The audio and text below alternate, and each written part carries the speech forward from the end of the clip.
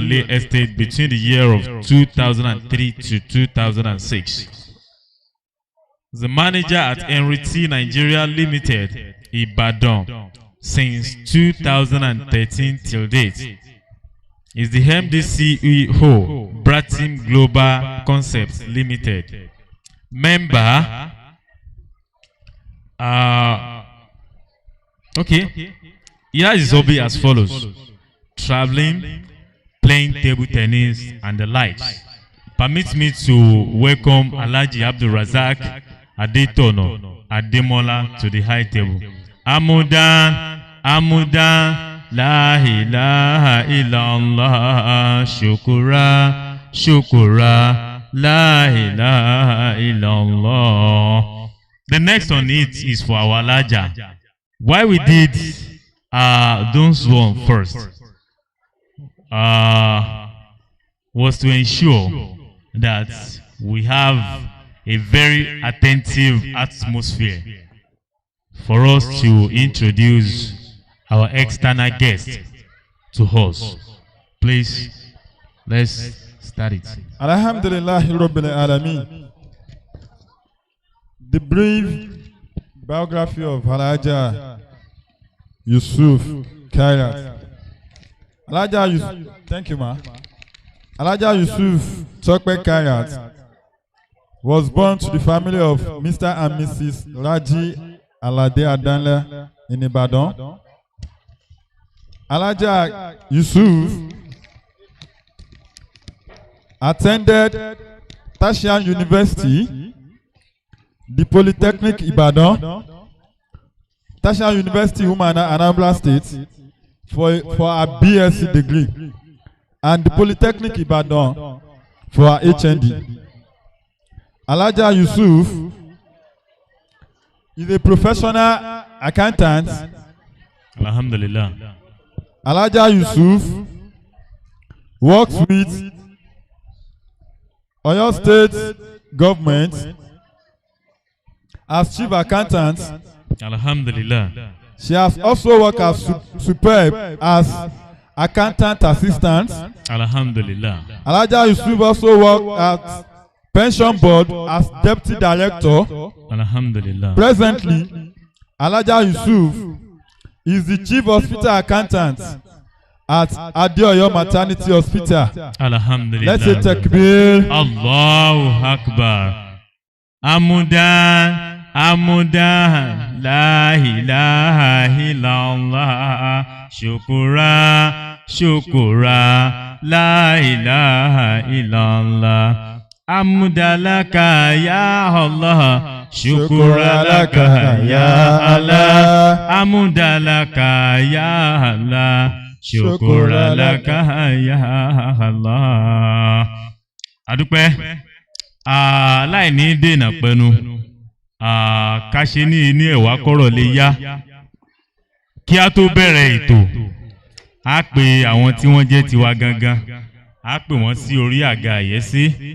Ẹni àkọ́kọ́ pàtàkì tá a pè àwọn náà ni olórí ọ̀dọ́ káfàtà fún gbogbo Ọ̀yọ́ zone, Alhaji wa inshallah Imran Abdul Latif.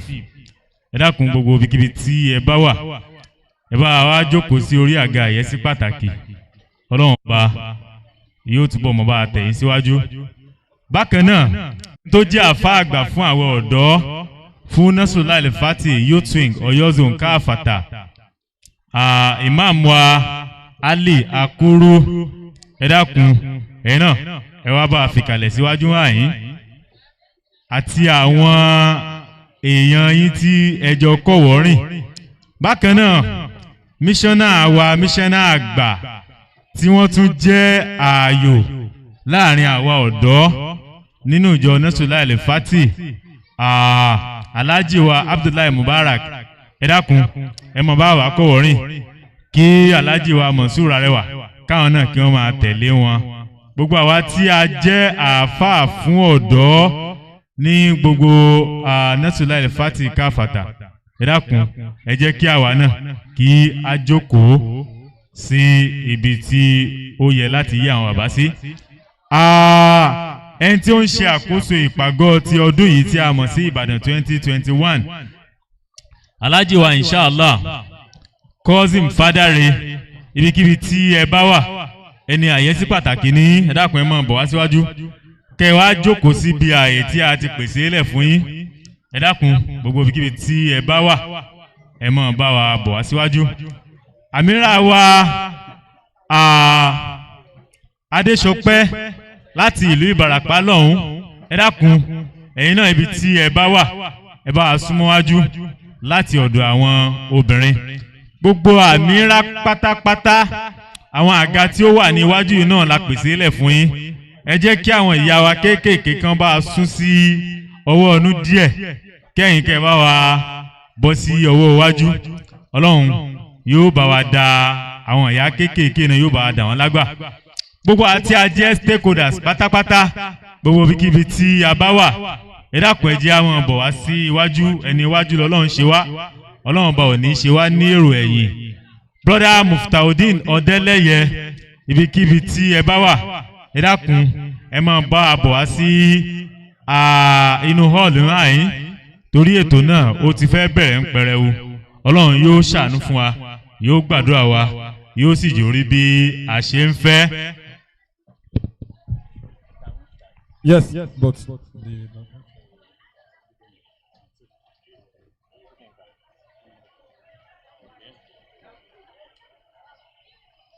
let me quickly introduce the third guest we have here. He is my boss, and you can see that whatever I was holding, I had to drop it because he's my boss.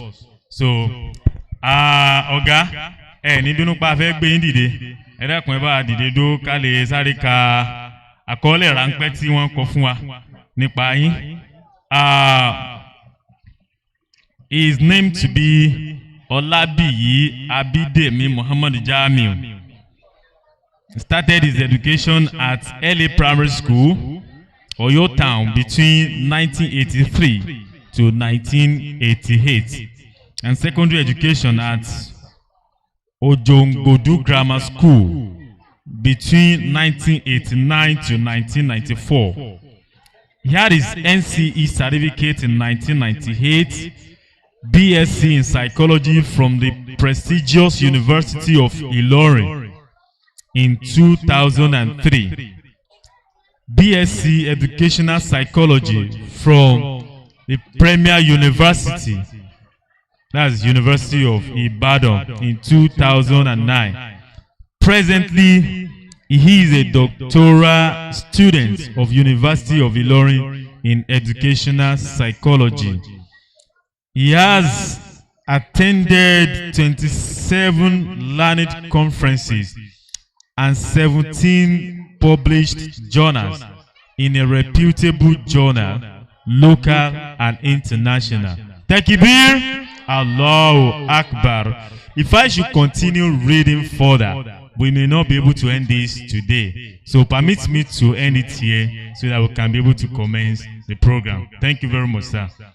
Èyí ò ní àkọọ́lẹ̀ kékeré tí wọ́n kọ́ọ́lẹ̀ fún ọ̀gá wa kí Ọlọ́run ọba kí ó túbọ̀ máa bá tẹ̀ wọ́n síwájú ibi tí Ọlọ́run ọba tó ṣe dé Ọlọ́run mọ̀jì ó takú bẹ́ẹ̀ ibi tí wọ́n sì tún ń gbèrò pátá k'Ọlọ́run ọba kó bá mú wọn débẹ̀ tí a bá fi ṣe káàmpù lọ́dún tó ń bọ̀ dókítà láàmú pè wọ́n ẹnikẹ́ni tí ò bá fi dókítà sí àṣà ń pankẹ́rẹ́ ni k'Ọlọ́run kó ṣàánú ẹnì kọ̀ọ̀kan wa kó jórí bí a ṣe ń fẹ́ bí mo ṣe ń sọ lọ nípa ètò tí a gbé kalẹ̀ lénìí ẹ rí i pé bẹ́nìkan bá ti ń kó ń gáràjì òun lẹ́lòmíì ó sọ pé òun fẹ́ wọkọ̀ that is to say bẹ́nìkan bá ṣe ń kó ń gáràjì ẹlòmíì ó tún dé gáràjì bọ́rọ̀ ilé ayé ṣe rí nìyẹn ibi tí wọ́n ń lérò lọ́kàn pé o fẹ́ dé pé bó ni wàá ṣe dé bàbá ibi ìmọ̀ jìnnà pọ̀ àwọn kan ti débẹ̀ bó náà ṣe ṣe tán fi débẹ̀ gbogbo ẹ̀ náà látùpalẹ̀ lónìí tí a sì máa fi bọ́ ara wa ẹ dákun nǹkan tí ẹ lè ṣe fún wa náà ni pé kí a fi ara balẹ̀ kí a sì ní àgbọ́yé tó kún dáadáa torí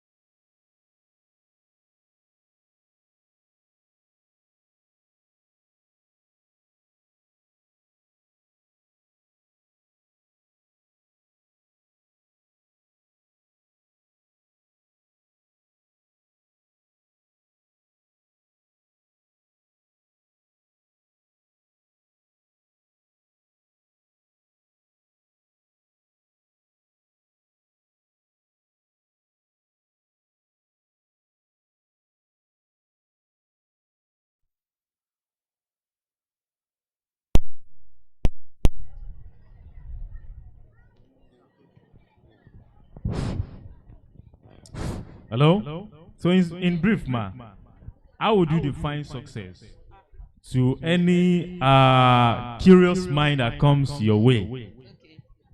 Assalamu alaikum wa rahmatullahi wa barakatuh. Wa alaikum salam wa rahmatullahi wa barakatuh. To me, if you ask me to define success, I will say success is perseverance.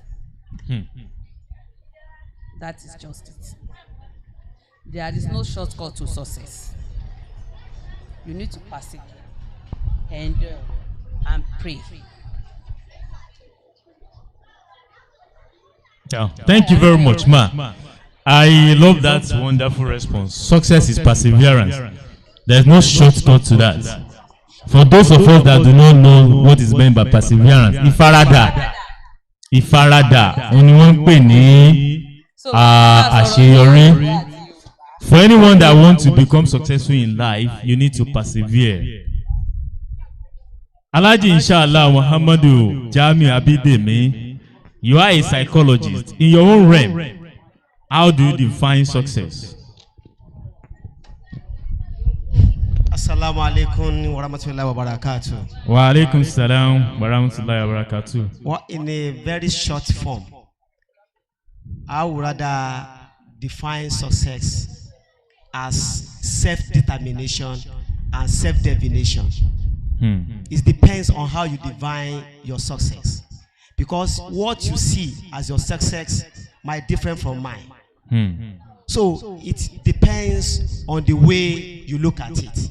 You can see presently now, some people are buying different kind of cars. Some people believe much in riding or, driving exotic cars all and there, or traveling abroad. But some people just believe that my own success is to impact something positive into someone's life.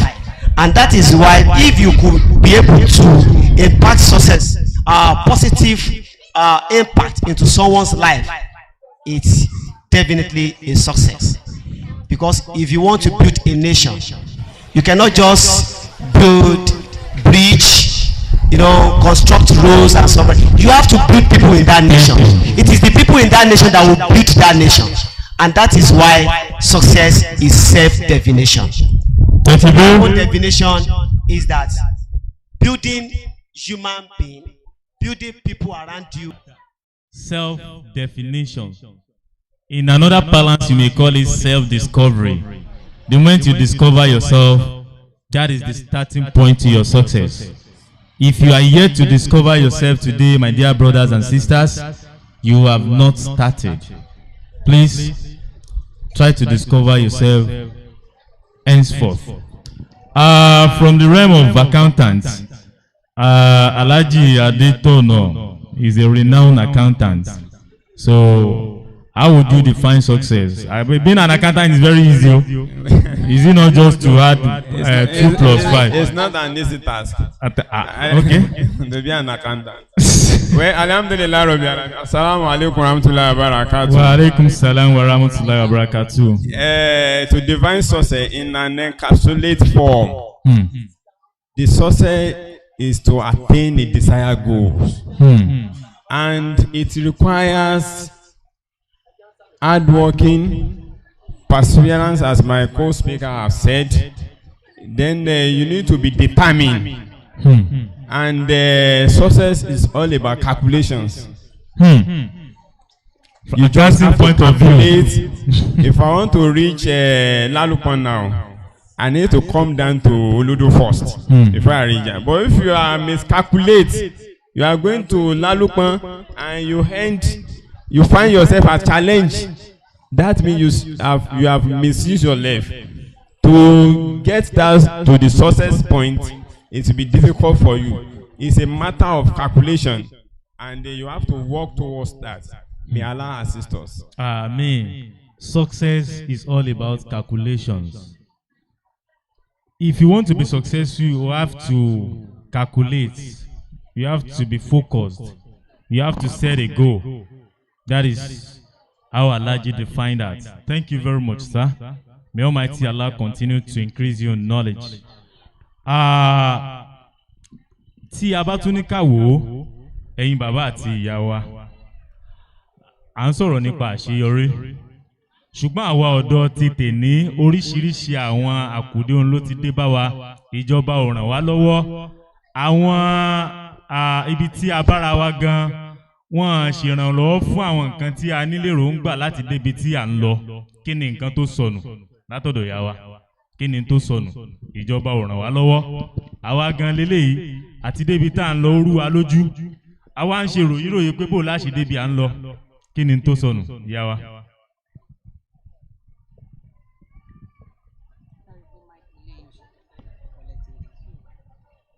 ẹni kí ni tí ó sọnù tá a fi ríran lọ́wọ́ àbí kò kú sí tó sọnù ṣùgbọ́n àánú kò sí lọ́dọ̀ ọ̀pọ̀lọpọ̀ wa kí ni ò jẹ́ ká débi tá à ń lọ òun náà ni àkórí kan tèmi bílíìfù pé ẹni ká wá ṣe o how to overcome challenges ẹlòmíì ó wà nípò tí ó ti ràn yàn lọ́wọ́ ṣùgbọ́n kò ní fẹ́ ṣe nítorí kò ṣàánú níbẹ̀ ibi tí ó bá dẹ̀ ti ṣàánú àti lọ sókè ń bẹ̀ á nira díẹ̀ lẹ́yìn yẹn kí la tún lè sọ pé ó sọnù nǹkan tá a gbé dání gan tá a fi ń sọ wípé àdébí tá à ń lọ ṣé àwa gan mọ̀ ṣé a lè rí lò ṣé a dẹ̀ mọ́ lò I'm this I'm that can I defend it níbi tán bá ti ní kí n wá ṣé mi gan ṣe dáadáa ọ̀pọ̀ ti ṣàánú ibi ló bá bọ̀ ń bẹ̀ ọ̀pọ̀ fẹ́ ṣe mọ́ nítorí aburú tó ti kàn níbẹ̀ ṣùgbọ́n torí pé àwa jẹ́ mùsùlùmí a mọ̀ rántí wípé àánú gan làwa gan nídìí lọ́dọ̀ Ọlọ́run the another thing tó tún sọnù náà ni pé àìníbẹ̀rù Ọlọ́run àìnígbàgbọ́ p'Ọlọ́run ló lè ṣe nígbà tán ní ṣe mọ̀ mo wà òkè ó wà relative gẹ́gẹ́ bí brother mi ṣe sọ ní tó mú mi wà òkè lè má mẹ́yìn wà òkè mo sọ lẹ́ẹ̀kan pé ìgbà tí mo sọ pé ìfaradà ni success mi tí n bá rò lọ according to my own experience ní tí mo rí mú nìyẹn nítorí pé mo di kinní kan kì í ṣe nǹkan tó yá o kò dẹ̀ sẹ́ni tí ò ní story so ipe mo ti ṣetán mi ríṣẹ́ mo ṣetán mi ráàánú don't let that bring you down look for something else to do move on tó o bá lè dúró jókòó tó o bá lè jókòó just don't wait shey you understand. Must keep moving. cash up yes keep moving don't quit ẹ má kìtò tó bá yá a máa débẹ̀. Inshallah. tó bá yá a tiẹ̀ máa débẹ̀ ni. Àmín. a máa débẹ̀. Àmín. ẹ sọ pé àkáǹtì easy kò easy o oh come and ask me kò easy to be a chartered accountant lásán wípé ó máa kàwé tówó bá tún wà ara tá à ń sọ nìyẹn èmi ní nǹkan tí mo fẹ́ ṣe ẹ̀yin ní nǹkan tẹ́ fẹ́ ṣe bọ́ ká tètè débẹ̀ ó dáa tabára àánú tí àwọn òbí wa tí wọ́n lágbára ẹ̀ tí àwa náà dẹ̀ mọ nǹkan tí à ń ṣe you are a reflection of what you are just like he said kò sí shortcut to success níbí kankan tó bá ṣe gbé ní predetermine ní calculation ni we move ṣóye yín so nǹkan tí tó ń fa ìfàsẹ́yìn fún wa lọ́pọ̀lọpọ̀ ni pé púpọ̀ wa kò láàrin àwùjọ àwọn èèyàn àánú òtó ìkejì ìgbàgbọ́ yẹn ṣe mọ̀ pé ẹ tó pè mí ní ìsìn báyìí ó wà ní program ní kíní kankan onílọ́lùdé wà ní tòótọ́ fine but I deal with lives so tó bá pè mí bẹ́ẹ̀ that place is more important to me than being here because mo pé àìkúrò níbí mi ó lè mẹ́mìí kan lọ ṣóye yín so gbogbo àwọn nǹkan yẹn you put compassion in whatever you want to do but tí o bá ti sí yẹn ìfàsẹ́yìn á máa wá. Allahu Akbar. Takbir. ẹ rí i pé ètò ti eléyìí tá à ń ṣe lénìí n tí ó gba kí ó ń kálukú wa kí á jókòó ká tún máa tún rò ní. gẹ́gẹ́ bí ìyá wa ṣe sọ yìí pé àánú sọnù láwùjọ wa òun ló ń fà á tí a fi tètè débi tá à ń lọ àti pé ìbẹ̀rù Ọlọ́run náà òun náà nípa tí ó ń kó wọ́n sì jẹ́ kó yé wa wípé gbogbo ohun tí a bá ń ṣe ká jẹ́ kí ọkàn wa kó máa fà sí. That is passion. If you have passion for whatever you are doing, àti tètè débi téèyàn ń lọ gan yóò tún yá. Ṣùgbọ́n Alhaji Abdulrazak Adetona, when you have all these tools, when you have all these apparatus together, and yet you couldn't get to where you are going, what do? There is something that is missing. The trust. Along the line, the trust is missing. When they entrust property or anything in your custody, some of us, we disappoint that fellow. And for you to attain a certain level, to attain a success is about stages in life. So when they test you with some amana, so you fail, you will not be able to get to the next stage. So trust is very, very important whenever you find yourself. Let's look at the realms of the Islamic food, for instance. If you are not trustworthy, you may not get to certain posts in Nasfat in particular. Likewise, in some organizations, when they employ you, they want to see a kind of reliability in you. Are you a reliable somebody? So if you are reliable, you are trustworthy, you are hardworking, so definitely you are going to get to the top. Whatever be the enemy, whatever be the enviness, whatever be the eye service person, if you are a trustworthy, you are hardworking, you have taqwa, you have fear of Allah, so definitely you are going to get to the top. And I want to advise our youth that we should not always look for white collar job. Please do a kind of self-discovery, as you earlier said. Self-discovery, know what area where you good very well. So develop yourself on that line. So definitely you will get to somewhere. If you look at those that the billionaires, the most richest person in the whole world, they did not serve anybody. So they discovered themselves. Somebody like a Bill Gates that discovered the computer whatsoever, Microsoft, is not working under anybody, but he discovered himself and developed from such. So now, all over the world, there's nowhere they did not use the Microsoft. So likewise, God has endowed, God has given us some talent that you need to sit down.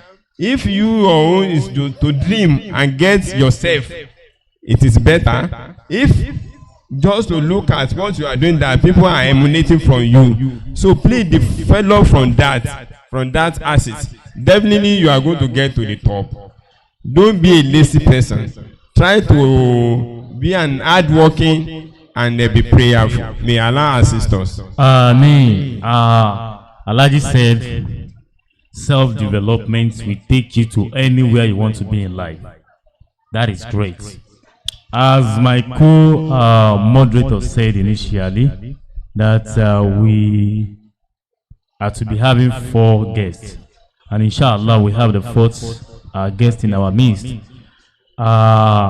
Professor Kazim Adebiyi, the rector of the Polytechnic Ibadan. Alhamdulillah.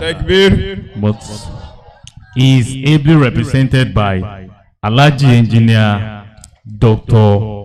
Abdulrahim Wasiu Adewale from the Department of System Engineering, University of Lagos. Please, wherever you are, sir, kindly come to the high table, sir. Amuda, Amuda, La ilaha illallah, Shukura, Shukura, La ilaha illallah.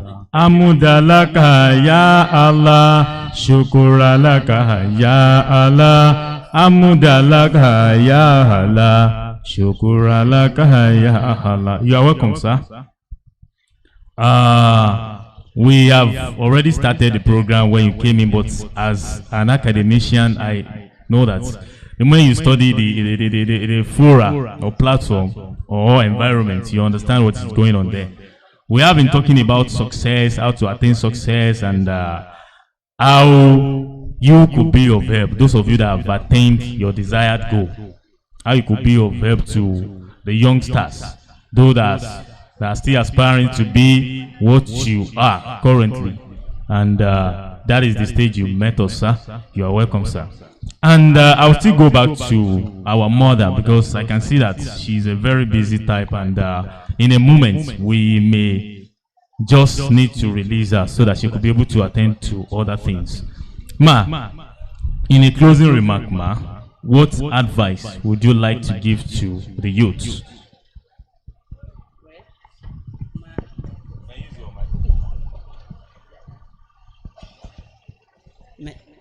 Wa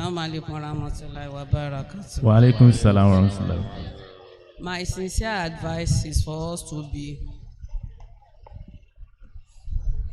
honest. In whatever you do, try to be honest. Be good. At home, in school, at work. Be good to yourself. Be good to the society. Be there for others. And don't relent. Don't relent at all. Once you determine that you want to do this, just talk to God. Let him be your first port of call. Let him be your confidant. Build your tawakkul on him, and he will do it. We have a lot of challenges, fine.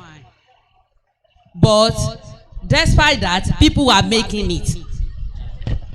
Ní Nàìjíríà yìí náà ni o. Challenges wà.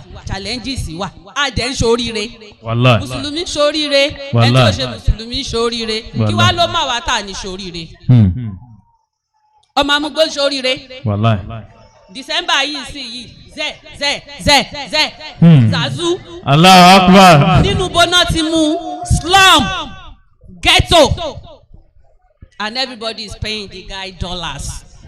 For what? For displaying madness. Ó tún ní wèrè lo. Kí wá láwa tá ṣe wèrè? Tá a fi níní. Whatever you have, protect it. Whatever you want to be, guide it. Work towards achieving it. Èmi fúnra mi, Ridwan náà mọ̀, ọmọ nílẹ̀kọ̀ọ́ náà is my cousin. Ghetto láti wá o. Kì í ṣe bọ̀tí kankan. Slum. Ghetto. Fight for your survival. Allahu Akbar. That's the You either do it or you don't make it. Àwọn kan lájọ bẹ̀rẹ̀. Mi ò dẹ̀ tún ti débi tí mò ń lọ. Wallahi. Torí àwọn kan mo ṣì ń wò wọ́n wájú. Wallahi. But láàrin wa, because I think you said that out of the thing that was given to me is life experience. Of course, sure. Okay. So we have Akpogan. During primary school, bá a ṣe tán, làwọn kan ti ń bímọ. Wallahi. Ẹlòmíì tí ń pé marriage ni ó máa solve problem. Alhamdulillah tó bá work fẹ́. But tí máa sọ pé àwọn kan bímọ, that means at the age of 15, 14. Nínú ilé yẹn náà làwa náà wà o. Kò kú sówó. So my parents, they don't have kí wàá ní kí n ṣe. You cannot choose your parents. Allah has ordained them for you. Wallahi. They have already been choosing for you. You cannot change them. Àjọ wà ní till death do us part. So pé wọ́n níyẹn ọmọ ìyá mi gbàgbé ẹ̀. Ó ní ẹ gbàgbé ẹ̀. Wípé wọ́n níyẹn Gbàgbé tí wọ́n ẹ̀. bá ní wọ́n ní tí ṣe ò bá la ọmọ inú ẹ̀ máa là náà. Wallahi. So wá ìtawọ̀ tí wọ́n bá rí wọn pé kí nìyẹn àwọn ni challenges mi àwọn náà jẹ́ kí n yọ àwọn kan challenges ẹ̀ kò wú wọn náà. Kò sẹ́ni tí mọ́ ń dà lọ wú kò wù wọ́n kán wà lójú kí wọ́n máa gbé kíní fún tí bá dọ́jà gbàgbẹ́ ọkọ máa pé past ìyàwó náà ti experience ẹ̀rí kò sí táwa náà tà kì í ṣe paradì fọ̀nà lójijì nẹ́mi ná wọ́n fọ it. mo dẹ̀ mọ̀ wípé pẹ̀lú ìgbàgbọ́ nínú Ọlọ́run pé màá débẹ̀ èèyàn àdébẹ̀ ó lè má easy o because nǹkan tẹ́nìkan fọdún kan ṣe bá ṣe ní àkáǹtì ó lé tí a bá rí owó tá a rí àsìkò tó dẹ̀ mọ̀ nǹkan tó ń ṣe. and the support. àwọn kan ò ṣe èmi gan fún ara mi ṣe ní mi ṣe ẹyọkan lẹ́ẹ̀mejì rí but n tó jẹ́ pẹ́ bẹ̀ ni pé owó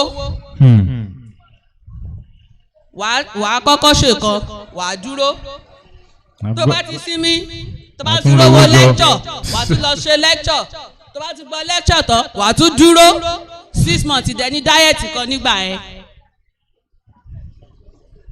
along the line marriage lè come anything lè come challenges pọ̀ tá bá bẹ̀rẹ̀ àní kúrò ń bẹ̀ but I still have that thing mo sì ní kò sí nǹkan tó stop ẹnì kọ̀ọ̀kan wá láti tún máa lè ní tó jù bẹ́ẹ̀ lọ láti tún máa lè gbèrí jù bẹ́ẹ̀ lọ youth you are the bloodline of any nation provided you are an upright root ni o provided you are an upright root if you are not an upright youth ọmọ gbàgbé ẹ gbogbo wa mo believe pé upright youth ni gbogbo àwọn táwọn bí báyìí we are not the deviated one. Ọlọ́run dẹ̀ ní jẹ́ ká deviate. Amen. Please ẹ jẹ́ kí àwa gan ká ní kí ni Yorùbá máa ń pè ká ṣapá ká ṣípá ká ṣípá kí ká fojú sí nǹkan tá à ń ṣe gbogbo akọ́lá máa ṣe white collar job tá a bá ríṣẹ́ just don't sit down steps láyé yìí if you are on nǹkan wà tẹ́lẹ̀ ṣe tó pọ̀ gan-an doctor ni mi tí ì ríṣẹ́ tí gba mo ti kinní kan ṣó wàá fàdúrú certificate yẹn pamọ́ ni look for in your area àwọn kan ti ń ṣe online medicine orí fóònù yìí ló ti máa consult wọn ò dẹ̀ máa sanwó wọ́n dẹ̀ máa guide ẹ ó dẹ̀ ń work ask Dr. Chuks gynecologist ni ó make billions lọ àwọn nǹkan wà ń bẹ̀ yẹn gan tá a jọ ń ṣiṣẹ́ pọ̀ wọ́n fẹ́ kúrò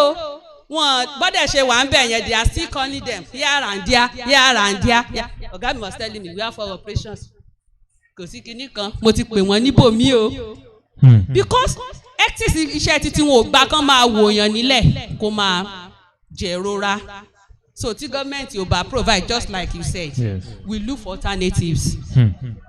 Àbáwá ṣe tán kán níta ló rán ẹ̀ṣẹ́ ẹ̀mí ṣáà ti là bẹ́yìn ò bá yìn wọ́ Ọlọ́run ó yìn wá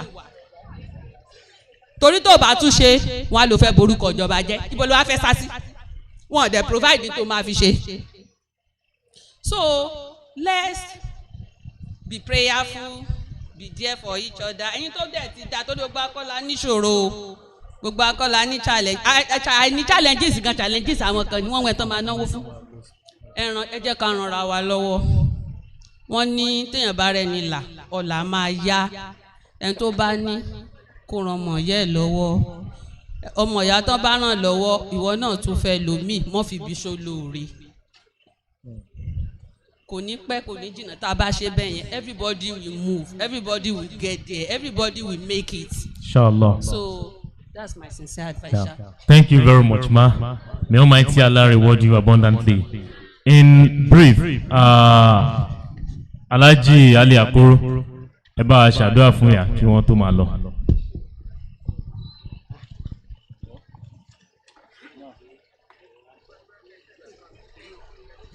Thank you, man. Alhamdulillah Rabbil Alamin.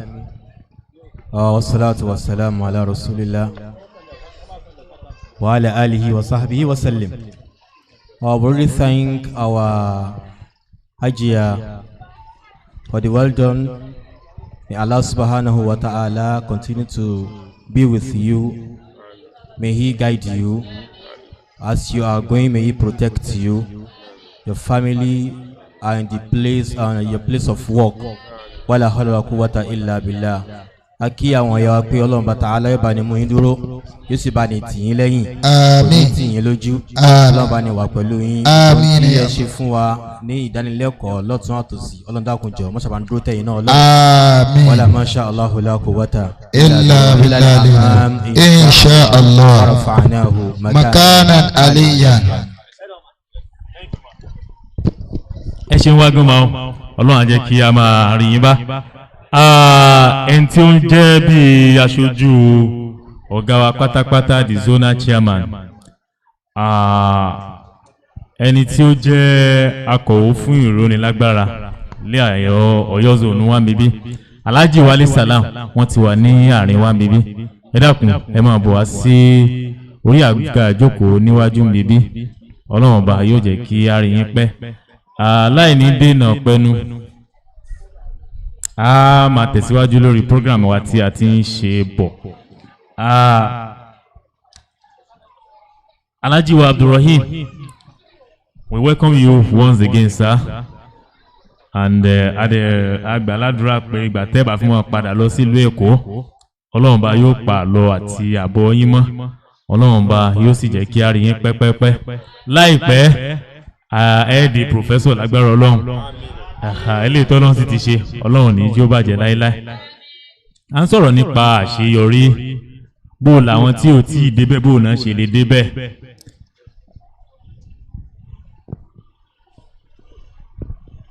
Àwọn tí ó ti súnmọ́ agbègbè ibi tí wọ́n ń lọ, bó ni wọ́n ṣe ní yípadà, bó ni wọ́n sì ṣe ní jábọ́. Eléyìí ni àwọn nǹkan tí à ń sọ. Àwa ń fi lọ àkòrí tí a fi sọ ìpàgọ́ títọ́dún yìí tí a pè ní Beyond the Norm. That has been the discussion so far. And the essence of this interactive session is to encourage the youngsters so that they will not deviate from their focus. And our brothers, our Alhajis, our Babas, they have been doing justice in their own way. Alhaji Abidemi Muhammad Jami, sir, Alhaji said a lot of things. And when you look at the content of responses, there are many things, there are many factors to consider. But in that consideration, sir, we are still not getting so many things right. Even though we are determined, even though we do not have the support of the government, even though we are not as defined as we are supposed to be, the environment we find ourselves is still not encouraging. If you are the struggling type and you are not making it, the society will fight you back. They will not appreciate you. How do we survive in that kind of environment? Even ilé tí wọ́n ti bí ẹ, wọ́n ní pé ọmọ tó bá mú wálé, òun ni òbí ẹ̀ máa ń yìn. And the very first motivation tí èèyàn máa ń ní lásìkò tó bá ń tiraka, òun náà níbi tí o ti wá. If you are not getting motivation from there, how would you cope? How would you get there? How would you survive, sir? Thank you. Thank you very much. Eric, most of us who were here yesterday during the presentation of Alhaji Ayodeji Abdurrauf, he made mention of different kind of things that if we really embark on that thing, we can, to some extent, we can get it, we can think of it, and we can even achieve it. And that is why some of the philosophers said that when you think it, definitely you will dream it. If you dream it, definitely you can achieve it. So I would like to toe the line of that Alhaji Ayodeji.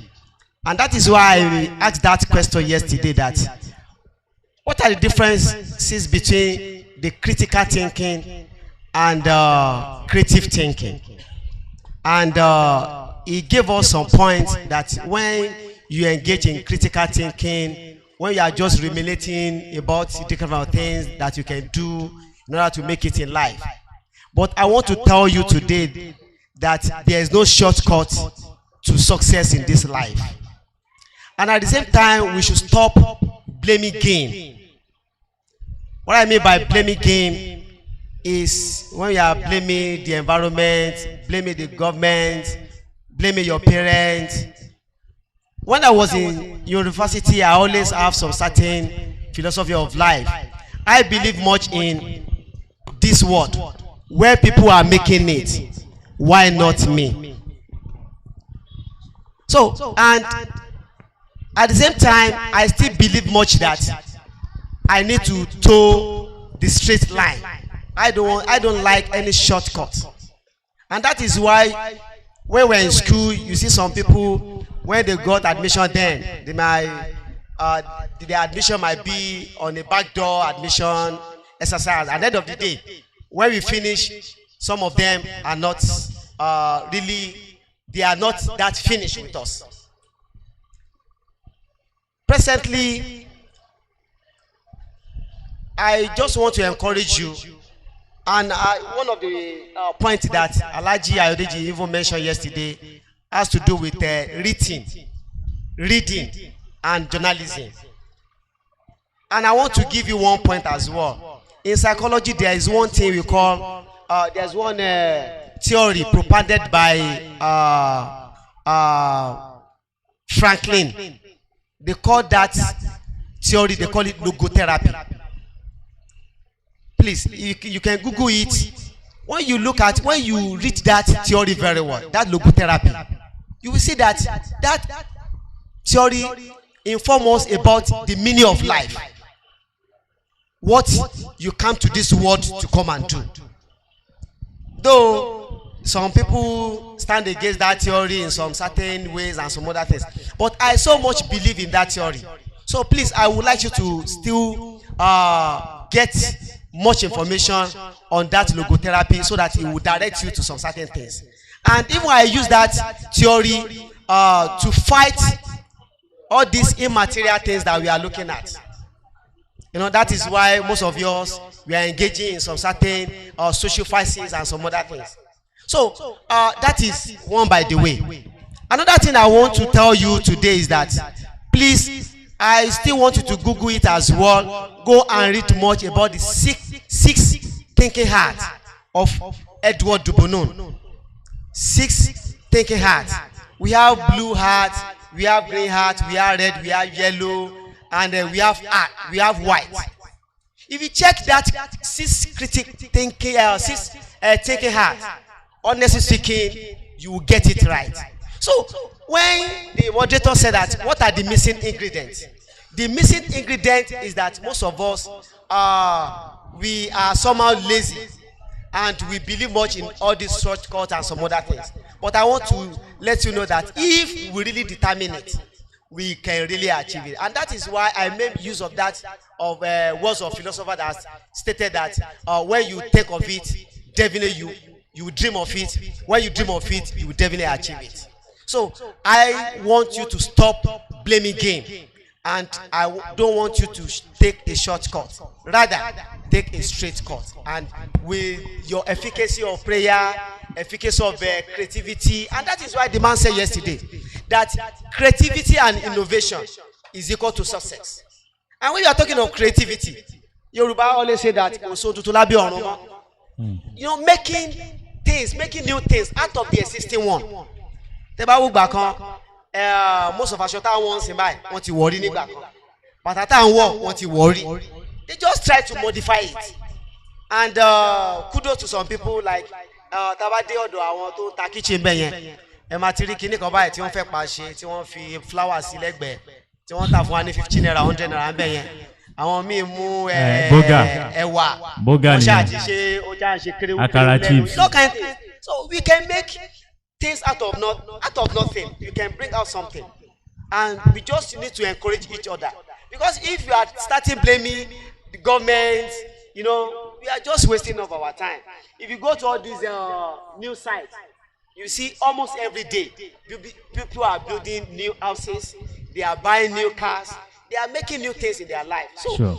with our efficacy of prayer and with our efficacy of strength and weaknesses as well, we can still make something done. So, our missing ingredients, please let us try to look much inward.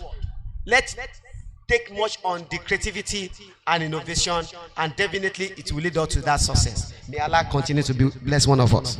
Yeah, thank you very much, sir. That's a very great motivation from our dear brother. Thank you very much, sir. And, sir, coming from the academic environment, sir, Nigerians are always alleged as being full of theories. But we are not practical in nature.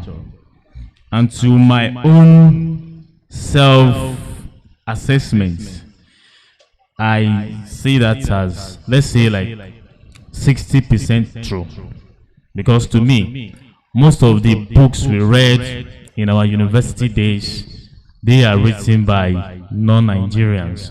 And it means there are some ideas and theories that are applicable to their environment but are not applicable to us.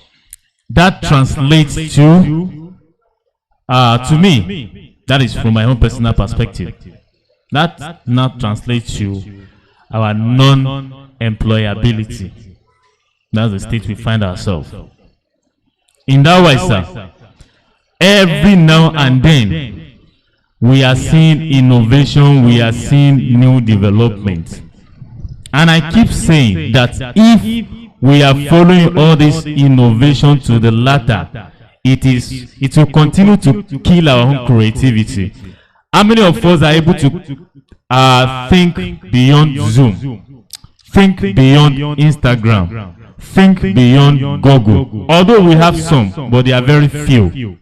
And for whatever they are doing, it will be an adoption and adaptation. They will just be picking from what those people have created. Sir, how can we be creative in this kind of situation when we already have some people that have laid the original foundation? How can we be creative?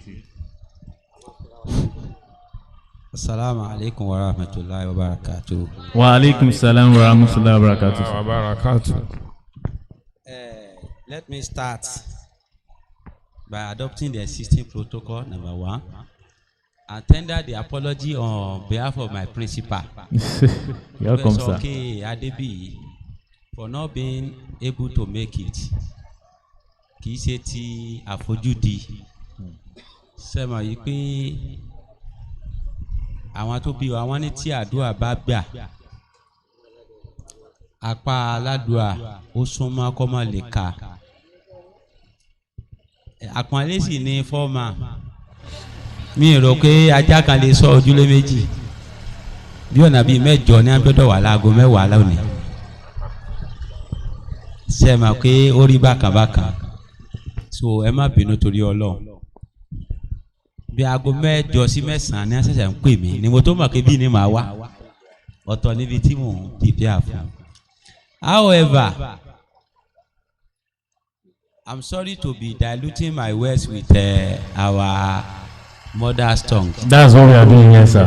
Mo rí wípé bá a ṣe ń bí ni kò sì sábúrú ń bẹ̀ torí pé àyà kan ní a máa ráyàn níṣẹ́ pẹ̀lú àwọn tí a rán wọn níṣẹ́ fún. Àwọn ìbéèrè tí ẹ ti rí igi lugi tó ti pọ̀ fún mi, mo ti ẹ̀fẹ́ máa mọ ibi tí mo ti fẹ́ bẹ̀rẹ̀ mọ́. Ṣùgbọ́n màá wá ṣe bí ìgbà tí a bá wà ní conference tá a máa ń ṣe rapporteuring job. Màá wá paraphrase gbogbo ẹ̀. Maybe questions can be coming one after the other. Number one, ẹ̀ ń sọ̀rọ̀ nípa success. Ọ̀rọ̀ ti pọ̀ púpọ̀ lórí success táwọn àfáà ti fà mọ́ra wọn lọ́wọ́, táwọn ọ̀jọ̀gbọ́n àwọn philosophers tí wọ́n ti fà mọ́ra wọn lọ́wọ́. But conclusively tí ó wá sí làákàyè mi tí màá kọ́kọ́ sọ ń bí lè nínú wípé ẹni tí ò kìí ṣe mùsùlùmí, tí ò kìí ṣe Christian, Muhammad Gandhi one, òun ló kọ́kọ́ sọkọ nípa the most successful person on earth wọ́n dẹ̀ ní àná Muhammad sallallahu alaihi wa sallam ó lé ní àkọ́kọ́ tó jẹ́ most successful person. Takbir. Kì í ṣe mùsùlùmí o kì í dẹ̀ ṣe Christian. Ẹlẹ́ẹ̀kejì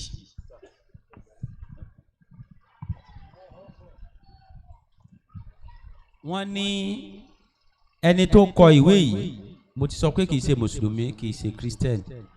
Àwọn tí wọ́n nígbàgbọ́ wípé kò sọ Ọlọ́run níbi kankan ayé kan ṣàdédé ń wà ní ó wá ní ẹni tó wà successful láyé àwọn márùn tó ó dákọ wọn ṣùgbọ́n ẹni tó ga jù nù wọn ó ní Ànábì Muhammad ni ó ní ẹnì kejì ó ní Jésù Isa ó tó ó ní ẹnì karùn-ún ìníṣẹ́ ìdá Fatima bẹ̀tìmí lọ́bẹ̀ yẹn mo fẹ́ lo méjì àkọ́kọ́ àwọn méjì àkọ́kọ́ ẹ̀yin àfáà wa wà nílẹ̀ ẹ̀yin elite náà dẹ̀ wà nílẹ̀ ilé mélòó l'Ànábì fi sáyé mọ́tò mélòó àbí ẹṣin mélòó àbí flight mélòó ni Ànábì fi sáyé Jésù ọmọ mélòó ló fi ilẹ̀ sáyé ìyàwó mélòó ló fi ilẹ̀ sáyé so tó bá jẹ́ pé wọ́n fi lélẹ̀ mọ́sálásí ni wọ́n fi ilẹ̀ tá a mọ̀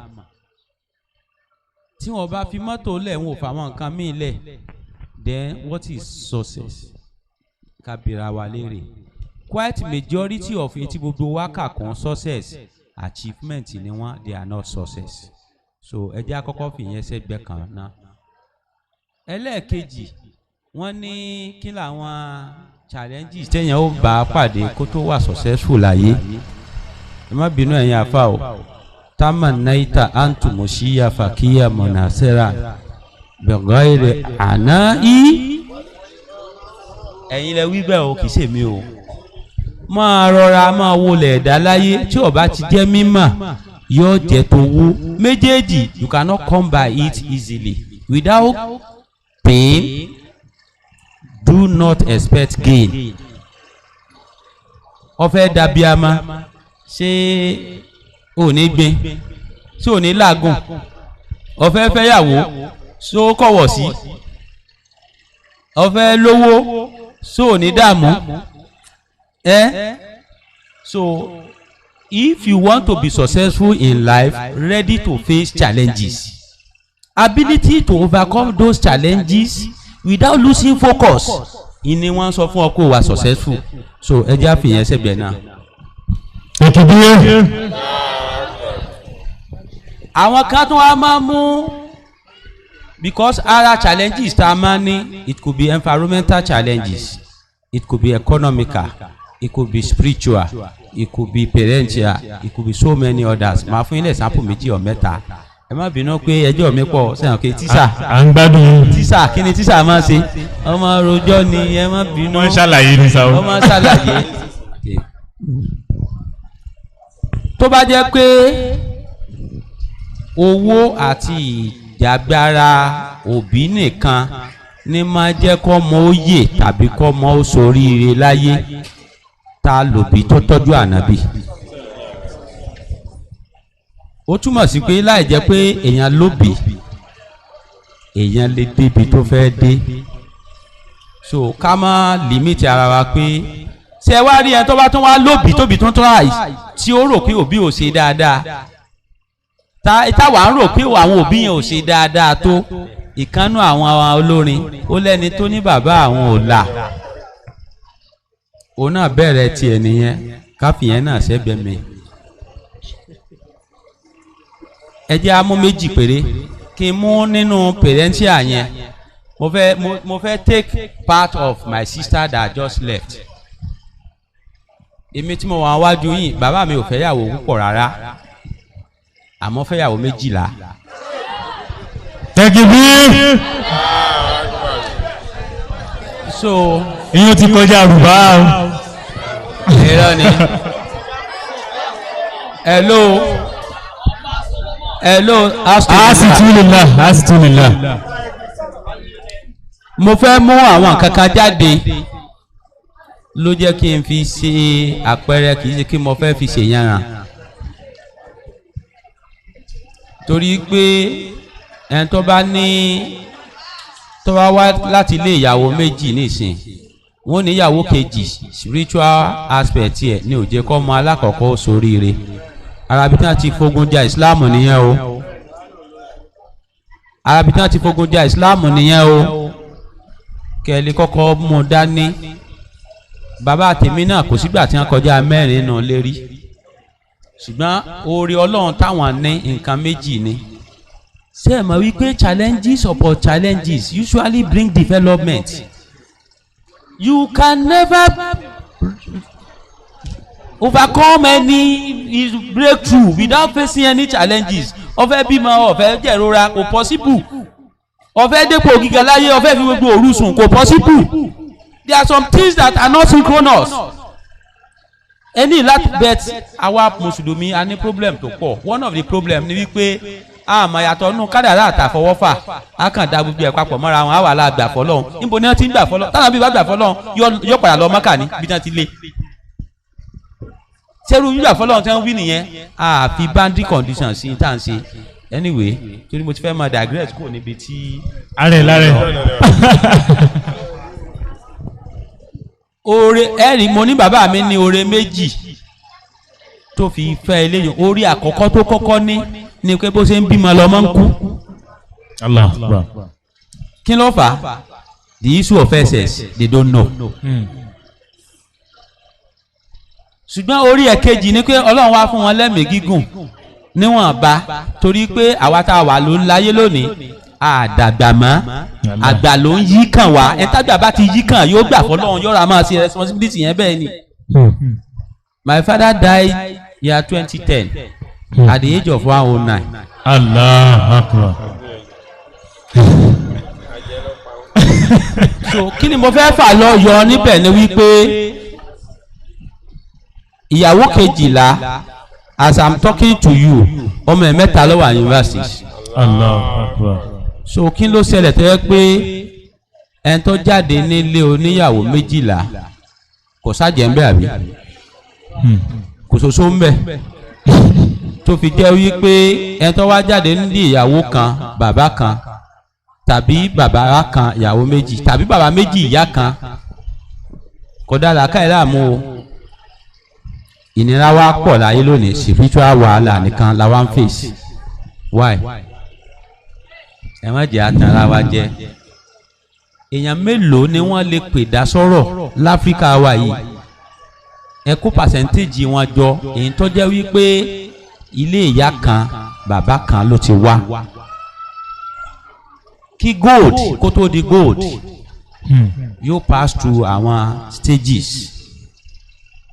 ẹ lọ wo oúnjẹ tẹ ẹ bá ṣe tó oúnjẹ tá fún níyì jù nílẹ̀ Yorùbá wọn ò ní yan ni àbí ẹ wo stages tí yan pass through kó tó di yan so ìṣòro wa ni pé a fẹ́ dààmú rárá a fẹ́ làágùn lójú ẹ sọ wípé without gain without pain there is no gain so kí àwọn ọ̀dọ́ ká wòye sí àárín yẹn dáadáa ẹjá fi kan ṣe example ní àwùjọ wa lónìí àwọn tó lọ lánàá age of 25-30 ẹ wo ohun tí wọ́n ń gbé ṣe ẹ wá wo age of 25-30 ní àsìkò tá a wà yìí ẹjọ́ economy factor kù ń bẹ̀ ṣé wọ́n ní làákàyè mọ́ wọ́n ní làákàyè mọ́ nínú àánú ọlọ́run kádàrá kí n jẹ́ teacher ní University of Lagos àwọn ọmọ wa tí wọ́n graduate jù ní ìsìn mo wà party to admission committee láti 2017 mo lè fi gbogbo ẹnu sọ fún yín pé 98% of university graduate regular graduate ní UNILAG 20 years ni wọ́n. bẹ̀ẹ̀ tí yóò bà wá nínú jẹ́ nígbà tí ẹ bá rí èèyàn 1000 mùsùlùmí tó wà láàrin wọn we are just 6%. ṣé mùsùlùmí ò ní làákàyè mọ́ ni? ẹ jẹ́ fún yín ní example kan mo fẹ́ yọ nǹkan méjì jáde níbẹ̀ gbà tèmi parí WAEC art ni mo ṣe literature in Arabic gan ṣùgbọ́n torí pé ẹ̀gbọ́n mi kan máa ní medicine ló ń fẹ́ kó o ṣe kíní kan ló ń ṣe ọdún 9 mo wá ń wá admission mo sì ń rí engineering mechanical engineering lọ́dún 9 mi sì ṣe ní ọdọọdún kẹwàá mo sì wá lọ wọlé fún mechanical engineering kí ló fà yẹn kò sólúmọ̀ràn tó dáa tàbí kí wọ́n gbà mí mọ̀ràn kí mi náà má gbọ́ so káwọ̀ náà mú kan bẹ́ èmi ọ̀rẹ́ tí ó gbà mí mọ̀ràn ni kò ṣàṣáájú kankan tí ó ṣe sẹ́yìn ní committee fún counseling unit on academic. Inshallah. Ni Nasfat. Something happened last 2 or 3 months.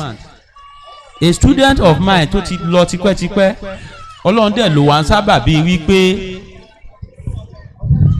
àràn sí ọlọ́run lọ́wọ́ lára ẹ̀ nítọ́lọ́run fẹ́ ṣe fún ọlọ́run fi wá ṣe sábà bí fún torí problem tó máa ń ní nígbà yẹn ìní wípé ó máa ń kàwé dáadáa tó bá ti wọkọ̀ exam hall tí wọ́n bá ti fi question lé lọ́wọ́ tó bá ka gbogbo ẹ̀ látòkè lébà yóò rí pé gbogbo ẹ̀ ló ń mọ̀ tó wá jókòó pé alhamdulilayi tó bá mú báyìí rò báyìí kò ní máa bí tó ń wà má kò ní rántí nǹkan kan ó gbà wọn bá sọ pé 15 minutes to go.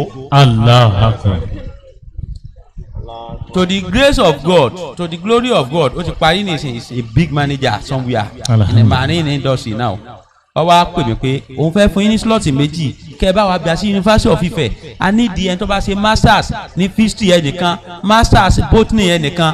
My dearest brothers and sisters, I bought 4,000 naira card. I exhausted it. You looking for somebody with masters in history and botany? In among Muslims, we could not get anyone. Allah Akbar. So nígbà tó wá kú bí 5 minutes wọ́n wá ní àwọn gbà kínní lọ́wọ́ ẹ̀ mo wá pe ọ̀gá mi kan òun mọ̀ Ajayi Ọba. Dr. Ajayi Ọba, can I get 2 candidates, one from physics, history, one from botany? Ó ní doctor ẹ má ti pa fóònù ẹ jẹ́ n sáré wò ná kò tí ì kọ́ ti fóònù 25 mails lọ́wọ́lé CV 25 mails sọ́sẹ̀ consult wọn ni. Allah Akbar. Mo wà surprise mo wá bí lè ké báwo lẹ ṣe ṣe ó láwọn ní unit fún unemployment and the likes and allied ní church àwọn ó kàn pé òun tàn lásán ni òun tàn ọdẹ open system ọdẹ copy 15 CV ọdẹ forward ẹ lẹ́ẹ̀kan náà àwa ẹ wo iye days tá a fi wá ẹni tó ní masters in history and masters in botany so ẹ ti rí nǹkan méjì ni mo fẹ́ fàyọ níbi tí mo lọ tẹ́lẹ̀ o olùmọ̀ràn ẹ rí i pé wọ́n sọ ń bi lẹ́ẹ̀kan wọ́n ní kò sáláàánú má irọ́ ní jẹ́ bẹ́ẹ̀ aláàánú wà àwọn ọ̀pọ̀ àwọn tí wọ́n sànú fún wọn gan ò sí. tẹ bá fún yàn lówó jù lẹ́ẹ̀mélòó ní ìsìn ẹnìkan fọ́ tọ́ tó bá dọ̀la pé lè pẹ́ ń lo kádàrá rẹ ni kí ni kádàrá tí wọ́n ní tí wọ́n lò. ìtò ṣe wá ó ti pọ̀ ìtò ṣe wá ó ti pọ̀ gan. a sì tún nílá. so a sì tún nílá. bẹ́ẹ̀ tí bàbá ń sọ lọ báyìí ọ̀rọ̀ yẹn kàn máa rí lura wọn ní identify rẹ̀ kí n sọ wípé ẹ ti rí a lot of things kí n wá conclude ẹ̀ kí n lè fẹ́ lómi náà láàyè láti sọ̀rọ̀ ẹ wá ní Nigeria is full of theory and not practical.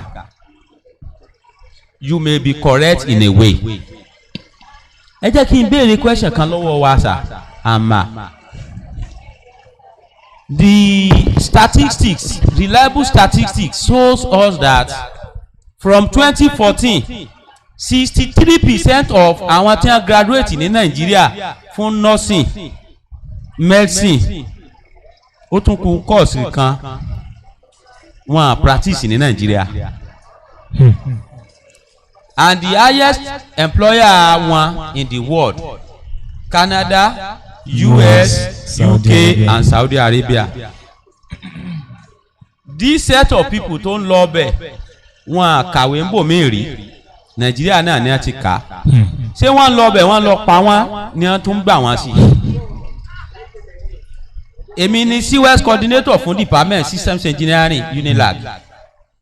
Mo lè fi gbogbo ẹnu last 2 weeks ni mo ṣe defence fún àwọn tó parí IT 6 months.